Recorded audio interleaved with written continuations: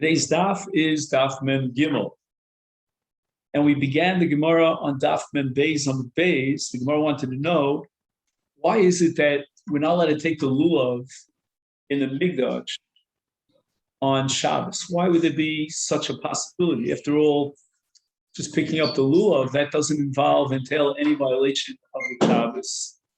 And the Gemara introduces the Gzeira of Rab. Rab had Gzeira, Shevi Avirenu, Dalet Amos, Rab. Now we're on the top of Mem Gimel Amud Al. Behind time of the shofar, behind time of the Megillah. If Rosh Hashanah coincides with Shabbos, then we do not blow the shofar. And once again, we're going to apply the logic of Rabbah that if a person would be blowing the shofar on Shabbos, then there is a possibility that inadvertently he would carry the shofar from his house to the shul. And that means he might go into a public domain and carry the shofar, Dalet Amos, Pershus Rabin. Tosfos points out here, Dibra Masel v'Avirenu, and Rashi touches on this as well, that Rabbah was not so much concerned about carrying from Rishus HaYochid into Rishus HaRabin, because you'd only be chayav in such a case if you do what's called a hanocha. You wouldn't do hanocha. Right, he wouldn't do hanocha. Rabbi Rhodes is telling me that he wouldn't do hanocha. Now, in the case of Megillah, back in the day, you could have a possibility of Purim coinciding with Shabbos. We also have it here in Yerushalayim, what's called a Purim Meshulash. And you would be tempted to assume, why not, that we should read the Megillah on Shabbos. I mean, reading the Megillah is not in any way a violation of Shabbos.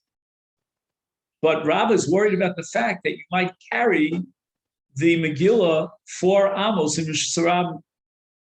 And part of this has to do with what we call a baki. A baki means an expert. In the case of lulav, there are certain nuances of dinim to paskin whether or not you have dalet minim ksherim. There's also nanuim.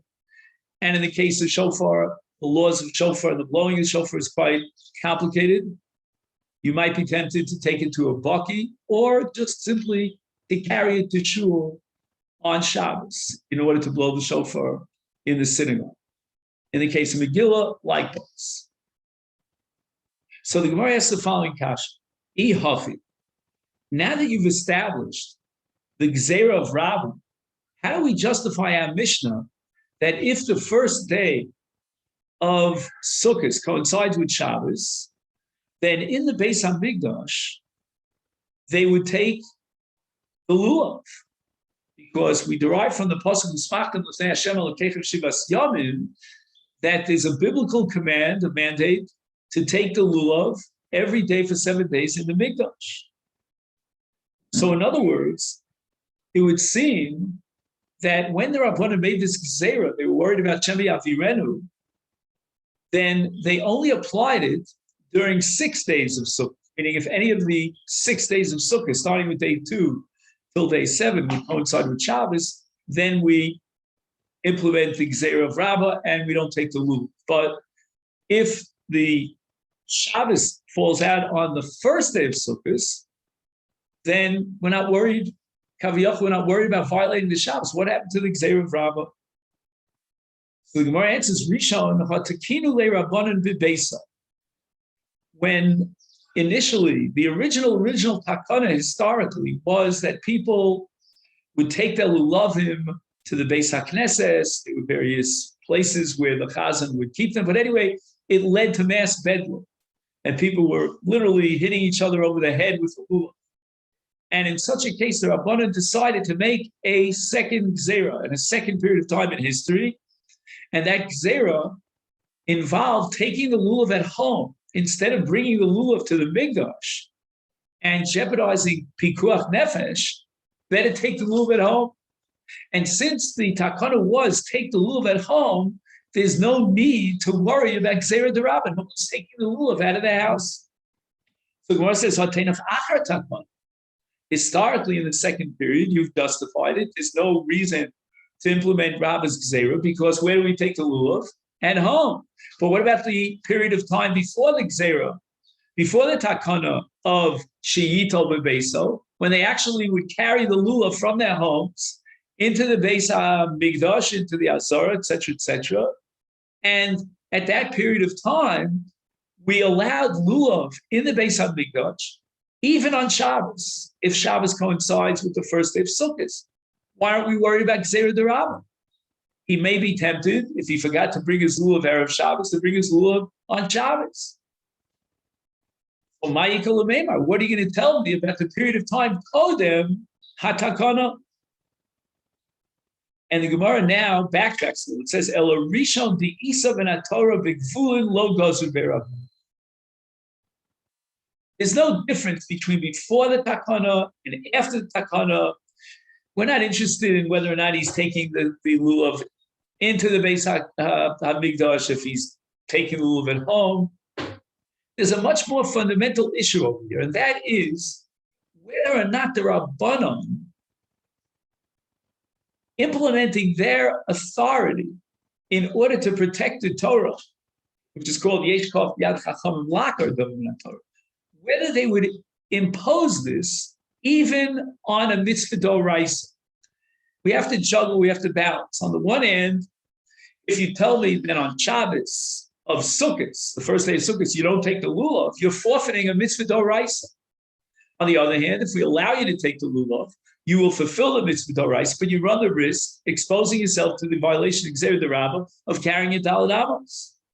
So the Gemara says that we're going to vote in favor of the d'oraisa. We're going to suspend the d'Rabbanan for the sake of the mitzvah d'oraisa, and we're going to ignore the Gzeira D'Rabba and insist that he take the lulav in order to fulfill that mitzvah d'oraisa. Therefore, lo gazu be'Rabbanan. The Rabbanan did not institute a Gzeira in order to undermine a mitzvah d'oraisa. We're going to have to see how that plays out in the case of Rosh Hashanah, because there we're talking about a mitzvah d'oraisa of shofar.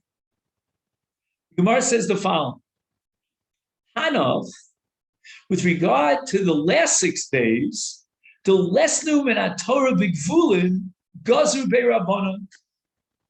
The Gemara makes a distinction here in the Beis HaMikdash between the first day and the balance of Sukkot. Now that distinction is not logical, because the Torah says, "V'samachtem lifnei Hashem Elokeichem," the mitzvah of lulav in the Mikdash, Shivas Yamin, applies equally to all 7 days of Sukkot. So why do you override the Gzeira of Rabbah, and you will take the lulav in the Beis HaMikdash on the first day, and if Shabbos coincides with any of the other 6 days, you're going to uphold and insist on the Gzeira of Rabbah, all 7 days of Doros.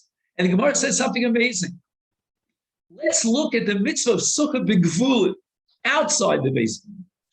Therein lies the distinction between the first day and the other 6 days. The Gemara is going to prove that the mitzvah of lulav outside the Mikdash applies b'yom harishon only on the first day.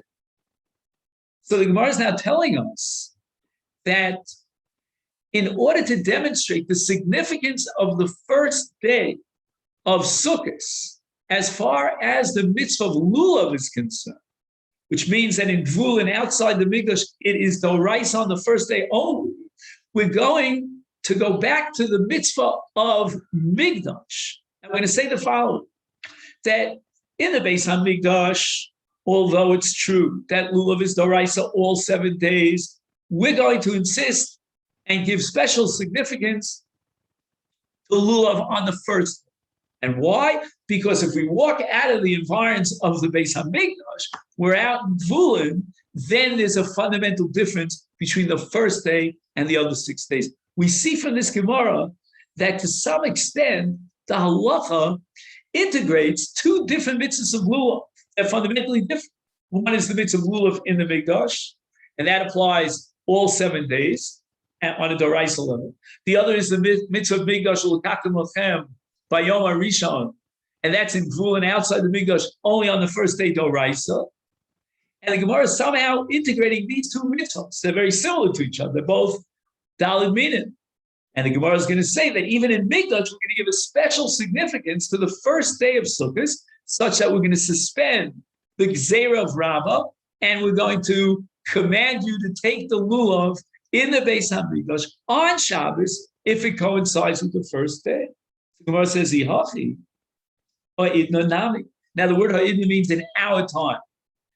Also, meaning after the Churban Abayis, we should give a certain significance to the first day of Sukkot as far as lulav is concerned. After all, although we don't have the mitzvah of Mikdash today, we still have the mitzvah of Gvulit, of L'katan L'chem Yom HaRishon. And that's a mitzvah d'oraisa. And now you're telling me that we're not going to take the lulav today in our time at post Beis Hamikdash on Shabbos of the first day. Why not? Shabbos now coincides with the mitzvah d'oraisa of lulav. More answers, Anan lo yadinen b'kibua deyarcha. We're not exactly sure which is the first day of Yom Tov. That's what gave birth to the institution of what? Yom Tov Sheni Shel Goliath. We don't have the knowledge to know exactly which day is Yom Tov. So let's not play games over here. Let's not assume that what we think is the first day of Sukkot is really the first day of Sukkot. What we believe is the Doraisa mitzvah is really the Doraisa mitzvah. Lav dafka, we might be off by a day. And therefore, we prefer to uphold and insist on the Gzeira of Rabbah on the first day. Outside of Israel. So that's the next line of the Gemara. So the Gemara asks, Inu diyadi b'kfir di'achiv litchu. Wait a second. You're talking about places that were far away from Yerushalayim. But what about in Yerushalayim? And for that matter, all of Eretz Yisrael. The Gemara assumes in Masechet Rosh Hashanah that they were kovea the Chodesh with two Eidim when the Beis Din accepted the testimony about the Chidush HaLevana. And throughout Eretz Yisrael, they got the word. In fact, the Mishnah tells us exactly how they spread the word. They didn't have social media. If they had, then there would be no difference between Eretz Yisrael and Chutz La'aretz. But what they did was Masi and Masos. You remember they had the torches that they lit on one mountain to another mountain would light torches on that mountain. They say it's around Malaya Dubim, around that area. And that's how the word got around, that it was that day that was Rosh Chodesh, that the Beis Din sanctified the day as Rosh Chodesh. So if that be the case, then I understand in Chutz La'aretz, where they didn't know exactly which day was Rosh Chodesh, there we cannot allow overriding the Gzeira of Rabbah simply by assuming the premise that today is the first day of Sukkot and the mitzvahs d'oraisa. We can't allow that. We don't have that luxury. But at least touch in Eretz Yisrael, where they know exactly which day is Rosh Chodesh, then let's override the Gzeira of Rabbah and take the lulav on Shabbos when Shabbos coincides with the first day of Sukkot. And the Gemara says, Eino chinam. And at this point, if we would stop the sugya, I want to jump off, we would come to the conclusion that in Eretz Yisrael today, well, this year I don't think Shabbos is Sukkot. I think it's, what is it, a Monday?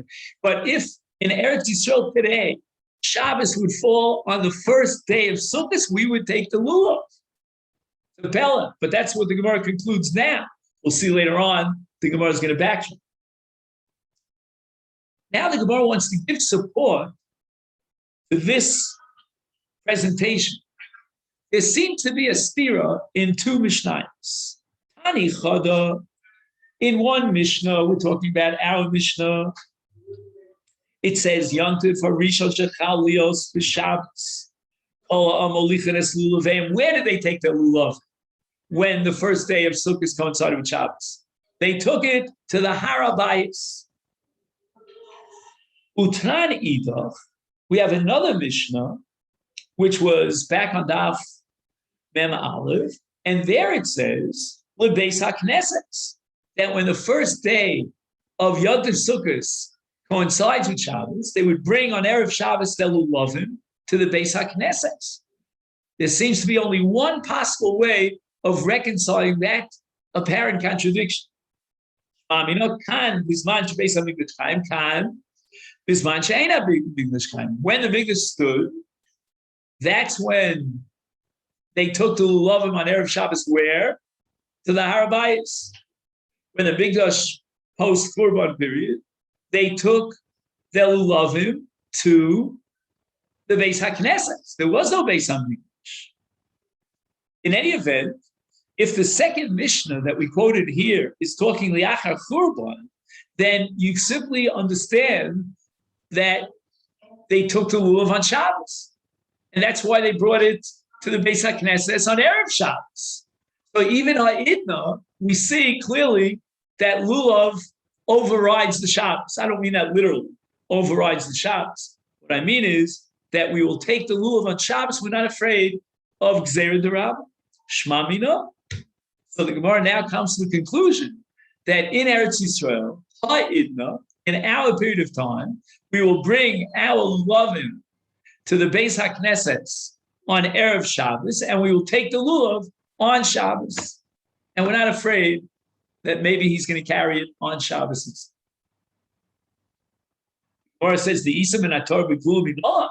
You've been laying down a premise. You never proved your basic premise that on the first day of Sukkot outside the Beis HaMikdash is a mitzvah d'oraisa of taking the lulav. Maybe v'lekachtem lachem is a reflection of what we're going to do in the Beis HaMikdash. After all, it doesn't say Beis HaMikdash anywhere explicitly. So we might, by implication, assume that lekachtem lachem b'yom harishon is only referring to the Beis HaMikdash. How do you know that outside the Mikdash there's a mitzvah of lulav? Min Torah Desanya, we learned in a brisa, ulekachtem shetehei lekicha b'yad kol echad v'echad. And we once discussed this. There was a havamina that perhaps lulav is a chovas tzibur, and the chazan, the shots, would represent the tzibur, and there's no need for me to take my own private lulav. Let the shliach tzibur take the lulav on behalf of the entire tzibur. No, the Torah says ulekachtem. Tem means each and every one of you. There's a chovas yachid in lulav. But then it says lachem. Lachem sounds like we're talking about some sort of tzibur. The answer is no. Lachem means shalachem lahotzi sashalves agazel. It means you have to have ownership on the lulav. The pasuk says bayom. What is the word bayom? Afilu b'Shabbos. Even if it's Shabbos, we take the lulav. And the Gemara is going to ask, what do you mean? You need a pasuk to tell me I take the lulav on Shabbos. What violation of Shabbos would there be in taking a lulav? I mean, you could say muktzah, you could say Gzeira D'Rabba, but all those are D'Rabbanans. And it's very hard to assume that when the Torah wrote the word bayom, it was talking in the context of post-enactment of the Rabbanan. We're talking about a Doraisa. So what was the Hamamina that you would not take the lulav on Shabbos? Then we go on in the pasuk. It says, Rishon, afilu b'gvulin. The Torah is telling me that even outside the Mikdash, there's a mitzvah of taking the lulav b'yom harishon. Harishon,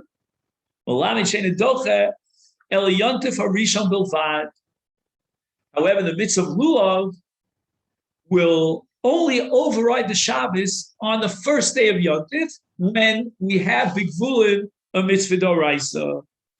Amar Mar, it says in the brisa bayom afilu b'Shabbos. You need a special pasuk to teach me that you're allowed to take the lulav on Shabbos of Sukkot. Michti, let's look at this. Tiltul b'album. All right, maybe there's a muktzah issue. Maybe, I don't know. But we're talking on a d'oraisa level. It's to crawl a mishrei tiltul. The Gemara asks a rhetorical question. You need a pasuk in the Torah to allow you to be metalbel the lulav on Shabbos. Any isa tiltul is, in the worst case scenario, a violation of the Rabbanon. And here we could add that even if we suggested that there was a havamina because of Gzeira D'Rabba, but that doesn't make any sense because we're talking on a d'oraisa level. So you can't introduce Gzeira D'Rabba. Amar Rava lo nitzracha elo lemachshirei lulav.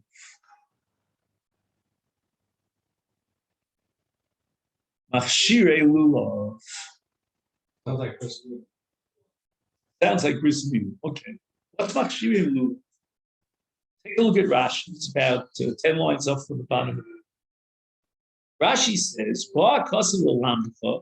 Shemachshirei lulav dochim es haShabbos. Klomar, tikuneha afilu lekotzitzo min hamechubar.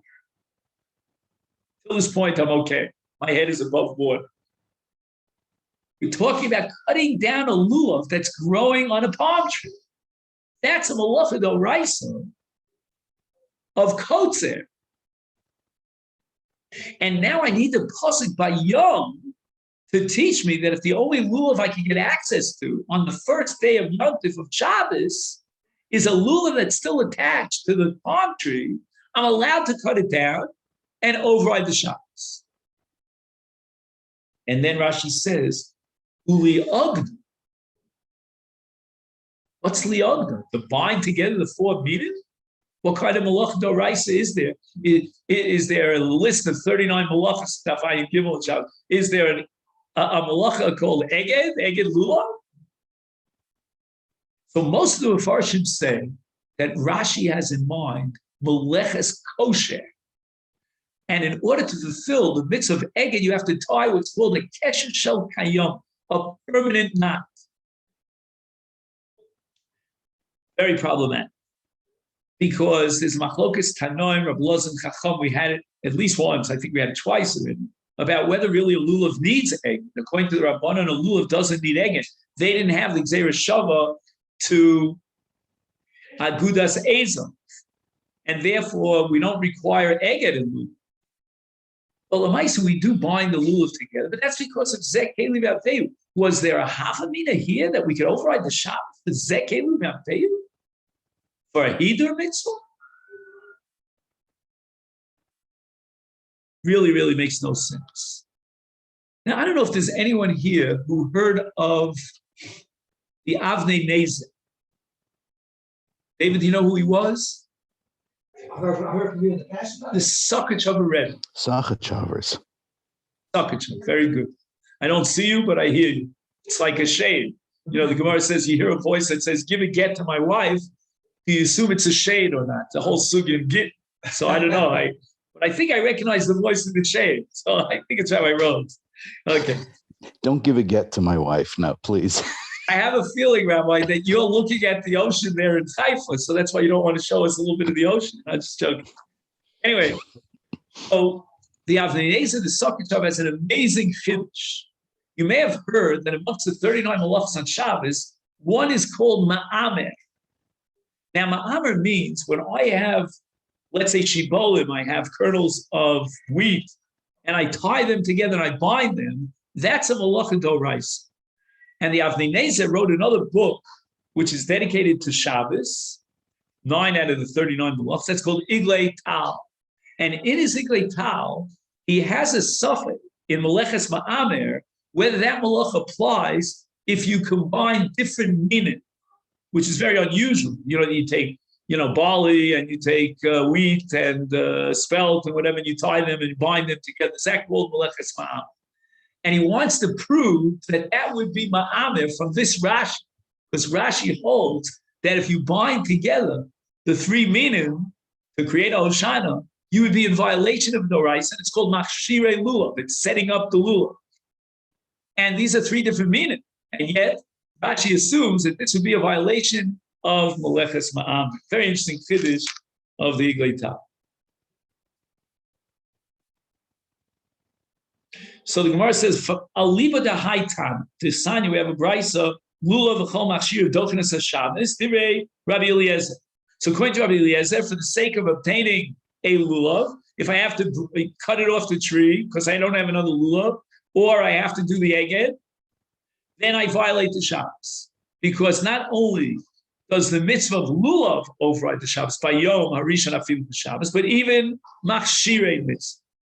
And in fact, according to Rabbi Eliezer, that's the entire thrust of this pasuk by Yom Afilu B'Shabbos, because as far as the tiltul lulav, that I don't need a pasuk to override the Shabbos. There's no, that's tiltul b'yam. So I only need this pasuk for the violations of malacha d'oraisa in the preparation of the lulav. My time of Rabbi Eliezer on Makra Bayom Afilu B'Shabbos. Rabbi Eliezer has an extra word in the pasuk Bayom as a ribui to include Shabbos. And again, It can only be teaching me machshirei lulav. They can't be teaching me netilas lulav because that's still to be alma. That's not a violation of Shabbat. For Rabbanon, hi, bayom my avli, typical Talmud Bavli, you derive the conclusion, Rabbi Lissa, that machshirei lulav, dochenes haShabbos, from the extra word bayom. What were the Rabbanon who denied that machshirei lulav could override the Shabbos? What did they do with the pasuk bayom? Iboile bayom v'lo balayla. That the mitzvah of lulav applies only by day and not by night. And if at night you take the lulav, and I don't care where you might be, okay, I shouldn't say this, but somewhere in Netanya, you might know of a shul where, you come there, you don't know if they're davening chakras, mincha, you don't know, like day and night, whatever. Anyway, so at night, you can't take the lulav. But here's a hava, meaning that it can be yotzi the mitzvah of lulav at night. And the Torah added the word bayom to teach me, no, you're not going to do a kind of mitzvah lulav at night. You can only do it bayom. Rabbi Eliezer bayom v'lo b'layla minolet. The Gemara is so convinced that there's a valid hava meaning that lulav can be taken at night, and we derive lafuti bayom. But Rabbi Eliezer used the word bayom to be Doche Shabbos be machshirei lulav. Where's he going to find the source? Nafkale mi sefer dekor. Usmachtem lifnei Hashem Elokeichem shivas yomim. Once again, the Torah emphasizes yomim, and the extra yomim is tishvi yomim below leilos. For Rabbanan, the Rabbanan cannot derive from the word yomim in the context of the mitzvah of lulav, 7 days in Bigdash, to exclude Laila, because he mihasam havamina Laila yomim sukkah. Wait a second, again, you're talking about the word yomim. We know that there are two mitzvahs, fundamental mitzvahs on sukkahs. One is yeshiva b'sukkah, and the other is lulav. Malahala, and if we compare the two by analogy, is yomim afilu leilos, afkan nami yom afilu leilos. That the mitzvah sukkah applies at night, just as it does during the day, 24/7, literally 7. And therefore, by equation, I would assume that lulav could also be a mitzvah halayla, not just a mitzvah yom, because we equate the two. And therefore, when it says yomim, I don't know that yomim excludes leilos. Now the Gemara asks a pretty radical question. Is sukkah gufa minola? You're laying down a premise that sukkah applies even at night. The Torah says, "But sukkahs teshvu shivas." I can't hear so many voices at once. Yomim. So maybe sukkah is only by day, just like you say, "L'kachem lachem b'yom harishon." Is b'yom below b'layla. Maybe shivas yomim teshvu b'sukkahs is yomim below laylos. Who says the mitzvah of sitting in sukkah? That would mean that the only time that you get credit for sleeping in sukkah would be sleeping during the day, siesta time. Rabbanan basukas teishu shivas yom. Now we have a complicated brisa. This is what I call a klachlecha brisa. Klachlecha means when the brisa goes one way and then says no the other way, and the other way, back and forth, back and forth. And the brisa is really a very Talmudic brisa, with the shakal v'tar. Basukas teishu shivas yomim. Yomim afilu leilos. Very nice. Afilu leilos. Yomim afilu leilos. I told her yomim afilu leilos. Oh, ain't no yomim v'lo leilos. And I'll tell you that yomim means day and not night. You're telling me day means including night. For vanavesman. Vidinu. I'll even support my logic with a kalvachom. Nemar kan yomim. With regard to the mitzvah of sukkah, the Torah says shivas yomim. V'nemar b'lulav yomim, the same word yom applies to lulav. Malahala, just like in the case of lulav, yomim v'lo leilos, you cannot fulfill your mitzvah of lulav at night. Is afkan yomim v'lo leilos. And again, we derived, if you remember the word bayom, that lulav is only by day and not by night. So now by equation, we're going to derive the conclusion that sukkah is also, the mitzvah of sukkah is also by day and not by night. There's no mitzvah of sukkah by night. So how do you know that because it says Shivas Yomim, Teshu B'Sukkos, it means Yom Afilu Leilos? So the Gemara says, I have a reason why I assume that the word Yomim in Sukkah means not only daytime, but even night. Forget about your analogy to Lulav. Go in this path. Nemar kan Yomim, v'nemar b'miluim Yomim. In Vayikra Perek Ches, the pasuk says, "U'Pesach ol Moed teishvu Yomam v'Layla Shivas Yomim." In the midst of Miluim, it says explicitly Yomim and Lailas. But the word Yomim appears.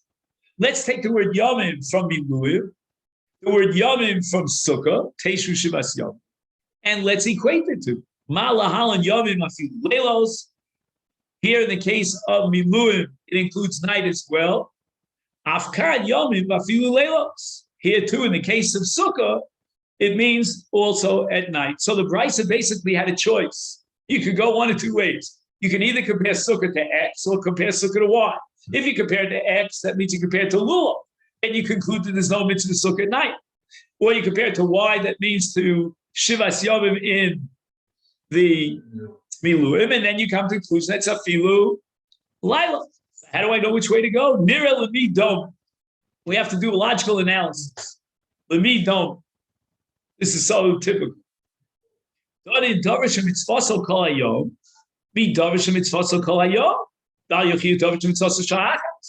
is a Maisa Lakifa once a day. Sukkah is an ongoing mitzvah, 24/7. Every minute of Sukkah, you have a kiyum of the yeshiva b'Sukkah.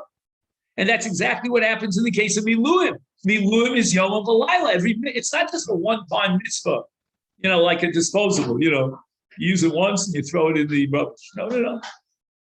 Oh, so Gemara says, I have another reason in the opposite direction, to compare it dafka to Lulav. Why? Done in Davar Shemitzvah L'Doros, Davar Shemitzvah L'Doros. Al Yochif Miluim Shein Oheges L'Doros. The mitzvah Miluim is not one of the Tayyig mitzvahs. It only applies during that period of time as a preparation to inaugurate the base HaMikdash, the Mishkan. Whereas Sukkah and Lulav are both similar in that they are mitzvahs L'Doros. So I must come to some final conclusion.